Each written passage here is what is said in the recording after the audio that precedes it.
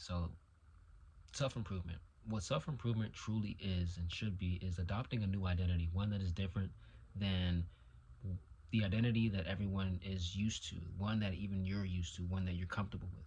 You're adopting an identity that you are no longer comfortable with. You're breaking out of your shell and you're becoming a different version of yourself, a better version of yourself, one that people don't recognize because you've leveled up in different ways that they haven't, because they haven't put in the work. They're not intentional about being better. But there's a big problem with self-improvement, and you run into this problem over and over and over. The big problem with self-improvement is you falling into traps back into the person that you've always been. For me, that is gambling, spending money on weed, chasing girls, waking up late, going just showing up to things late, and I don't want to be that person anymore. Not actually communicating well, not working out as much as I need to, and that is probably the worst version of me. Doing those things, being that kind of person, is the worst version of me. I don't like that version of me.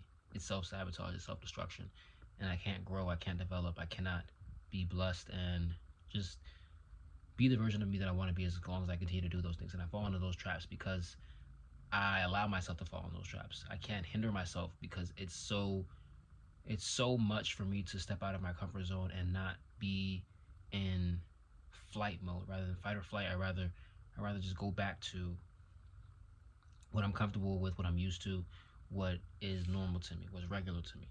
That's why people don't change, because it takes a lot. It's a painful experience, painful process, an ongoing painful process until you finally just let go of the person that you've always been. And that person that you've always been, you know you're not proud of that person. You know you're destined for better. You know you're destined for greater. That's why you started self improvement.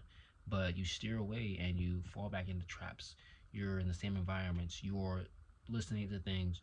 You're going to the source where it's not gonna help you. You're just going back to shit that's gonna help you be who you don't want to be, and it's not gonna get you to where you want to go, because you want to get to a different spot. You want to be a different person. You want to get to a different place, but you can't do that as long as you're falling for the same stupid old traps. With that being said, you remove yourself from those environments. You stop listening to X, Y, and Z. You don't follow. You lead, and you do what everyone else isn't doing. You do what they aren't doing. They're actually not intentional about being better, and they don't talk about it. They just do it. And when they make their mistakes, they don't dwell. They don't self-sabotage. They don't sit in sorrow. That's not going to help you.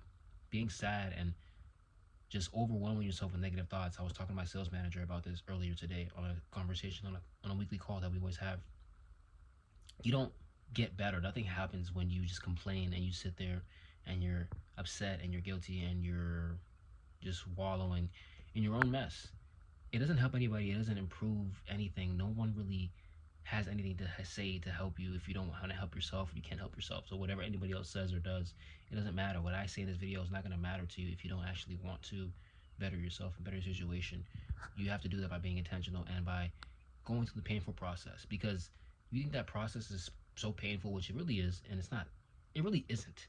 But yeah, it seems painful. It seems like a lot, draining. But you just dig yourself in a hole. It makes it even more painful because you have to address the fact that it's your fault that you got to that point.